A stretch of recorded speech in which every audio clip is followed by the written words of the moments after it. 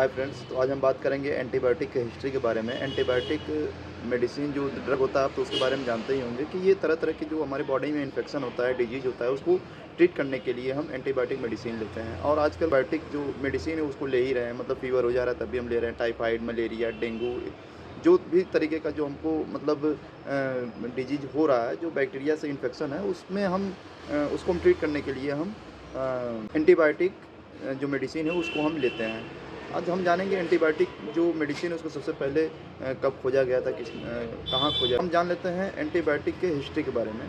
देखिए, एंटीबायोटिक को सबसे पहले सर अलेक्जेंडर फ्लेमिंग 1929 में इसको जो है कि खोजा था।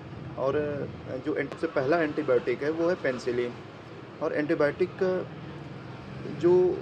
जो मेडिसिन थी वो अचानक से एक एक्सीडेंटली मतलब डिस्कवर हुआ था। एक दिन क्या हुआ, सर अलेक्जेंडर फ्लेमिंग अपने लैब में वर्क कर रहे थे। वर्क करने के दौरान स्टेफिलोकोकस नाम का एक बैक्टीरिया था, उनके पेट्री प्लेट में पड़ा हुआ था। वो रख के और उसको छोड़ के वैसे ही चले गए थे हॉलीडे पे, छुट्टी पे चले गए थे वो। और उसके बाद मतलब जल्दी-जल्दी में वो फिर निकल गया। निकलने के बाद फिर क्या हुआ कि कहीं से हवा आ रही थी, खिड़की खुली हुई थी या फिर कहीं से फिर मतलब बाहर से ही हवा आ रहा था। तो पेनिसिलियम नाम का फंगाई था, वो उस पे आता है और फिर पेट्री डिश पे जहाँ-जहाँ स्टेफिलोकोकस बैक्टीरिया रहता है उसको किल कर देता है। और वो जहाँ-जहाँ पेनिसिलियम फंगाई रहता है और वहाँ पे बिल्कुल क्लीन हो जाता है, पेट्री प्लेट वहाँ वहाँ पे खाली हो जाता है, जो मतलब जहाँ-जहाँ पे पूरा पेन स्टेफिलोकोकस बैक्टीरिया था, तो उसको पेनिसिलियम जो फंगाई था उसको क्लीन कर देता है, मतलब किल कर देता है। और उसके ग्रो को मतलब रोक देता है, उसको मतलब उसे आगे बढ़ने नहीं देता है। तो जब सर अलेक्जेंडर फ्लेमिंग सर जब उधर से रिटर्न आए हॉलीडे पर से, तो उन्होंने देखा कि जहाँ-जहाँ स्टेफिलोकोकस बैक्टीरिया है, वहाँ-वहाँ बिल्कुल क्लियर हो चुका है, पेनिसिलियम फंगाई उसे किल कर रहा है, उसे इन्हिबिट को रोक रहा है। तो उन्होंने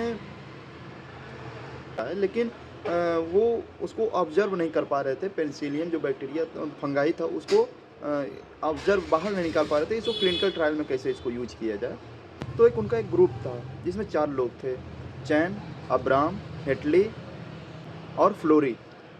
उन्होंने 1939 1939 में उन्होंने जो पेनिसिलियम फंगाई था उसको ऑब्ज़र्व करते हैं और फिर पहली बार 1941 में 1941 ईस्वी में वो लोग क्लिनिकल यूज़ करते हैं। इससे पहले 1941 में जब वो क्लिनिकल यूज़ हो रहा था तो फिर उसका एंटीबायोटिक नाम नहीं था। फिर बाद में सैलमान वाक्समैन जो सर थे वो 1942 में उन्होंने एंटीबायोटिक नाम दिया और तरह से एंटीबायोटिक की खोज हुई।